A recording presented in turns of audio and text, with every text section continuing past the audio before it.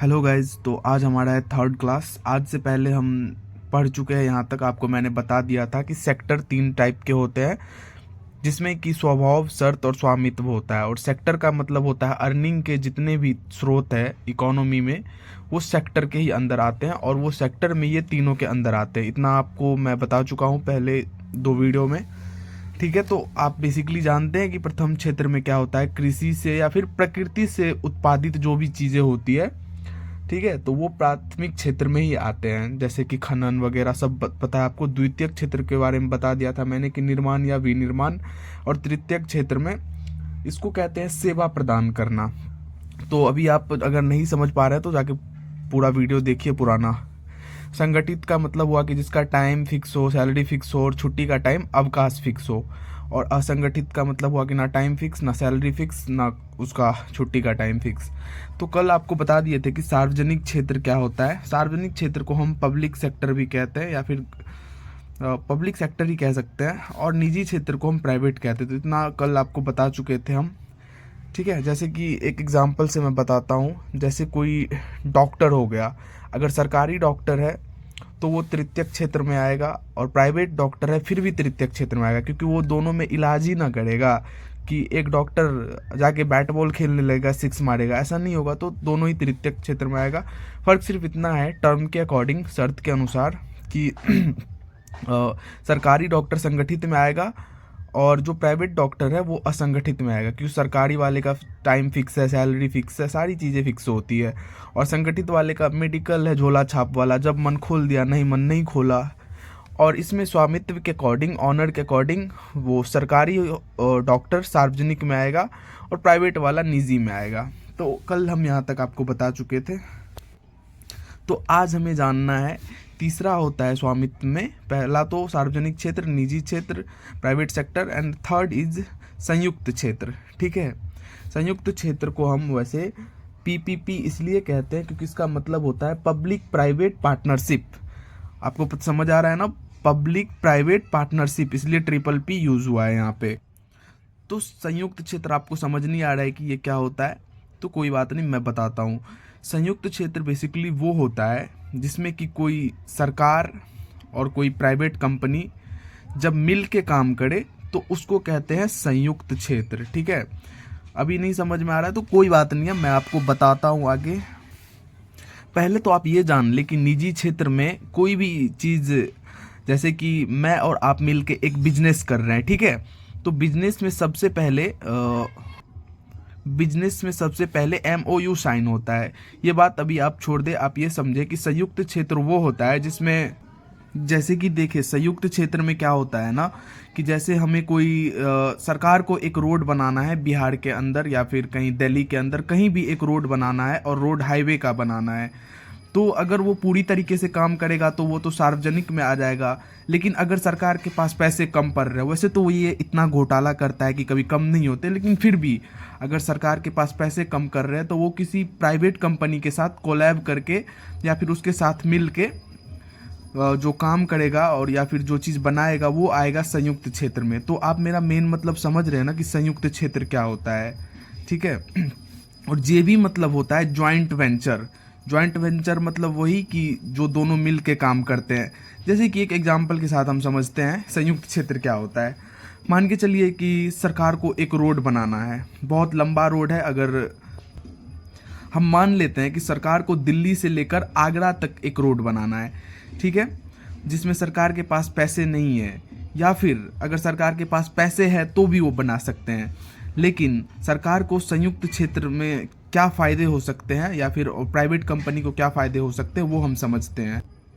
तो अभी जैसे कि रोड बनना स्टार्ट हुआ तो टाटा कंपनी है, रोड बनते टाइम आप देखते होंगे कि वहाँ पे एक बड़े बड़े रॉड्स का भी ज़रूरत होता है, जो भी, तो उसमें मान के चलिए टाटा अपना स्टील देगा, रॉड देगा, जिससे निर्माण कर सकता है रोड का। और जैसे श्री एक सीमेंट कंपनी है जो कि सीमेंट दे सकता है सरकार को, तो 40% वो सीमेंट देगा। और मान के चलिए बिहार सरकार है, सॉरी उस बात के लिए कि दिल्ली से आगरा तक रोड बनता है, मान के चलिए कि बिहार में पटना से हाजीपुर तक रोड बन रहा है, ठीक है। तो जैसे कि टाटा का 30% कॉन्ट्रीब्यूशन है और श्री सीमेंट का 40% कॉन्ट्रीब्यूशन है और बिहार सरकार का 30% कॉन्ट्रीब्यूशन है।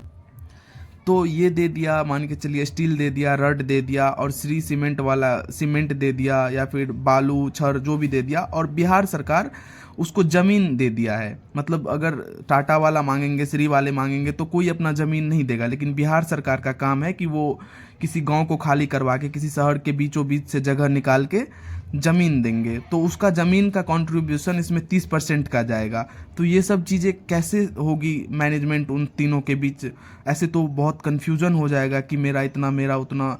तो इसके लिए संयुक्त क्षेत्र में साइन होता है MOU का, memorandum of understanding. Memorandum of understanding इसका साइन होता है, जिसमें टाटा कहता है कि मेरा 30% इन्वेस्ट है।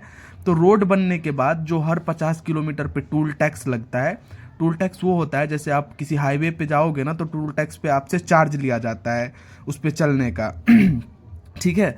तो जो भी टूल टैक्स पे चार्ज आएगा या फिर जो भी प्रॉफिट होगा, तो मेमोरेंडम ऑफ अंडरस्टैंडिंग के अकॉर्डिंग टाटा ने 30% इन्वेस्ट किया था उस रोड में, तो प्रॉफिट होने के बाद टाटा को 30% ही प्रॉफिट भी जाएगा। उसके बाद श्री ने 40% अपना उसमें इन्वेस्ट किया था, बालू छड़ जो भी सीमेंट, तो श्री को 40%। इसमें देखिए बिहार सरकार का भी फ़ायदा, उसने बस ज़मीन दिलवाया, और ज़मीन दिलवाने के बदले उसको भी 30% का फ़ायदा आ रहा है।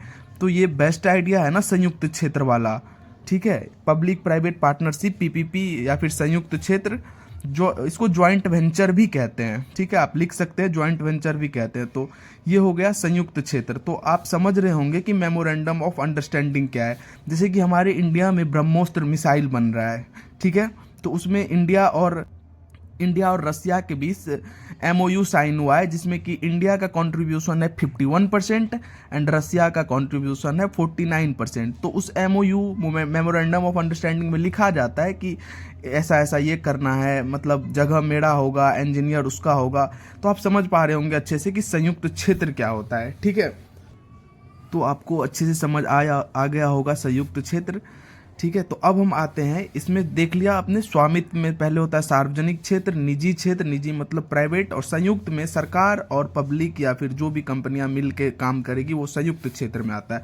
अब हम आ जाते हैं इस पे कोऑपरेटिव मतलब सहकारी, ठीक है, कोऑपरेटिव। तो इसमें क्या होता है, इसमें ऐसा होता है जैसे कि कोई भी छोटे उद्योग जो होते हैं उसमें अगर सरकार हेल्प करता है तो वो आ जाता है आपका कोऑपरेटिव में, ठीक है। जैसे कि छोटे छोटे कोई उद्योग हुए, उसमें अगर सरकार ने हेल्प किया उसका, तो वो आ जाता है हमारा कोऑपरेटिव में। तो ये बात आपको अभी समझ नहीं आया होगा, no problem, I will explain. तो जैसे कि पहले कोई चीज़ कंप्लीटली होता था सरकारी, जैसे कि दूध है, तो दूध पहले कंप्लीटली सरकारी होता था, तो वो सार्वजनिक में आता है। तो आप तो जानते हैं कि सरकारी चीज़ें कैसी होती है, अच्छे से पता होगा। जब तक सरकारी चीज़ों के बारे में अगर आप अच्छे घर से हैं तो आपको पता होगा सरकारी चीज़ें ऐसी सही नहीं होती है। तो कोऑपरेट में क्या होता है, जैसे कि दूध है, एक किसान दूध निकाला, ठीक है, एक किसान के पास एक गाय है, वो एक दिन में 10 लीटर दूध निकाल रही है। तो मान के चलिए वैसे वैसे हजारों किसान हो सकते हैं, लाखों किसान हो सकते हैं। तो सबको अगर दूध बेचने के लिए एक जगह नहीं मिल रहा है, किसी का वेस्ट जा रहा है या फिर कुछ हो रहा है, तो उसी हिसाब से जैसे कि आपने अमूल डेयरी का नाम सुना होगा, तो अमूल डेयरी में बेसिकली दूध का पहले ही उत्पादन होता था।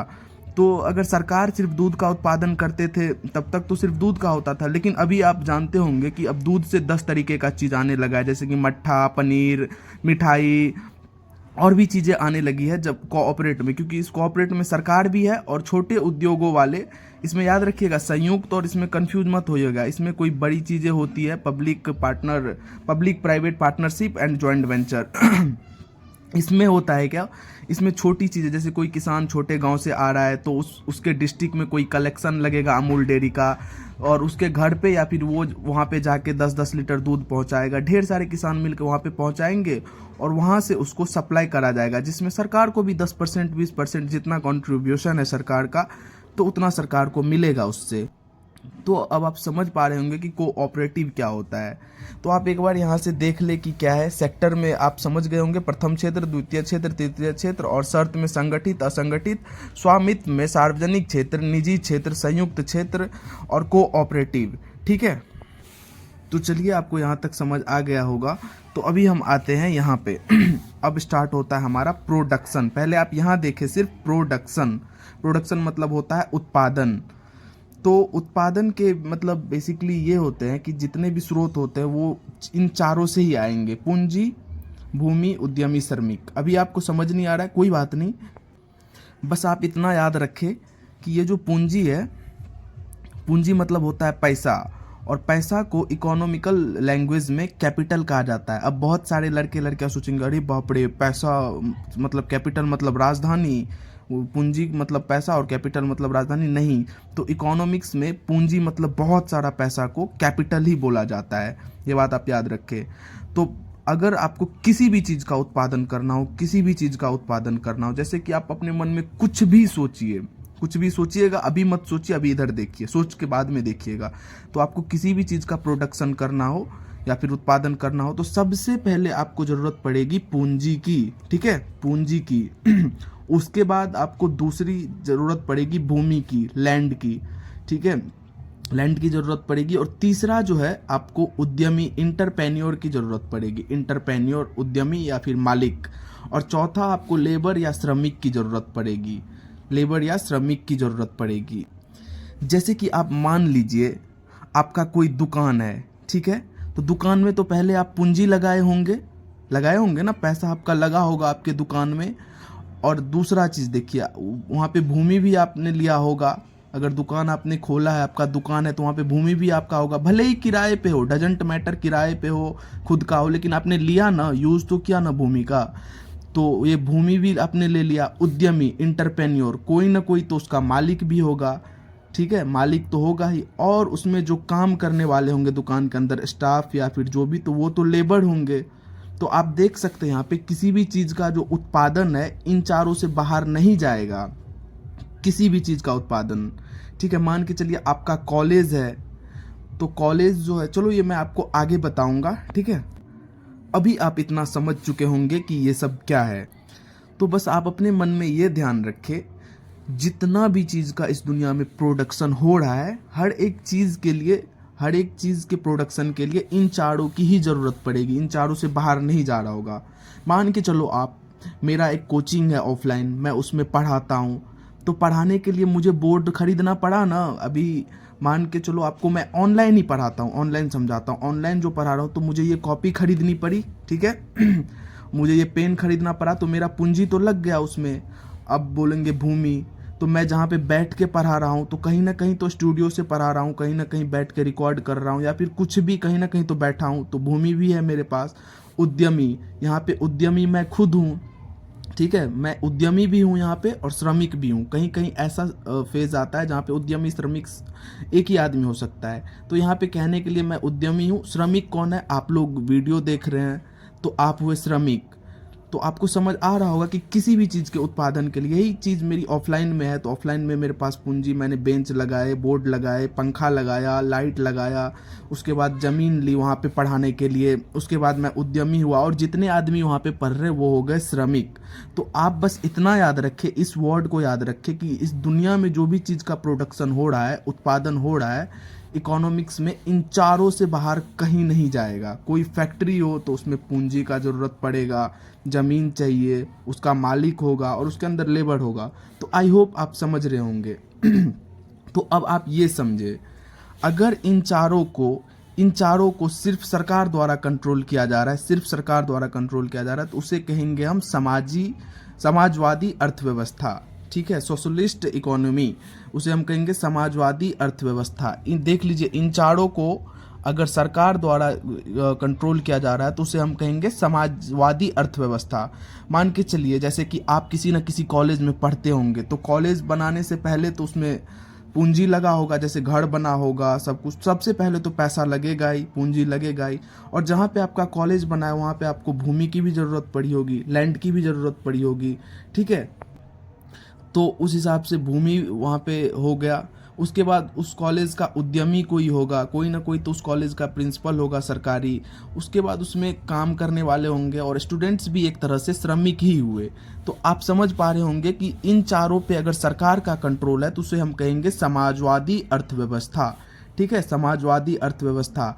और इन चारों पे अगर निजी का कंट्रोल है, किसी प्राइवेट का कंट्रोल है, तो उसे हम कहेंगे पूंजीवादी अर्थव्यवस्था।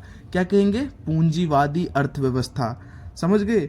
तो पहले हमारी भारत की अर्थव्यवस्था कैसी थी, पहले 1991 में 1991 के आसपास ना हमारी सारी चीज़ें सरकार द्वारा उत्पादन होती थी, सरकार द्वारा उत्पादन किया जाता था।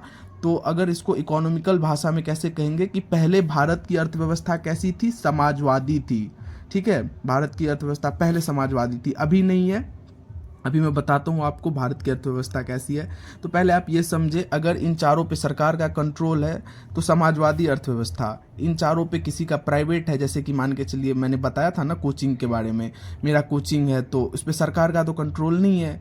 मेरा कोचिंग है, उसके बाद मेरा ज़मीन मैंने किराए पे लिया या फिर मेरा है, उसके बाद मैं उसका एंटरप्रेन्योर हूँ, लेबर मेरे पास है, तो मेरा हो गया निजी। तो निजी हो गया तो इसको कहेंगे पूंजीवादी अर्थव्यवस्था। और संयुक्त मतलब वही संयुक्त, वहाँ पे आप देख पा रहे होंगे वही वाला चीज़ है। अगर सरकार और कोई पब्लिक मिल के काम करे, कोई कंपनी मिल के काम करे, तो उसे कहेंगे हम मिश्रित अर्थव्यवस्था। ठीक है, जैसे कि टाटा सरकारी कंपनी पूरी तरीके से नहीं है, लेकिन गवर्नमेंट भी उसमें इंक्लूड है, तो वो कुछ कुछ मिल के बनाते हैं, तो उसको गवर्नमेंट द्वारा कंट्रीब्यूशन भी मिलता है, गवर्नमेंट को भी प्रॉफिट मिलता है, तो वो हमारा आ जाता है संयुक्त और मिश्रित। तो अभी आप इससे एक बात याद रखें, ये नोट कर ले आप यहाँ पे नीचे में, कि भारत की अर्थव्यवस्था अभी मिश्रित अर्थव्यवस्था है। कैसी है? भारत की अर्थव्यवस्था अभी मिश्रित अर्थव्यवस्था है।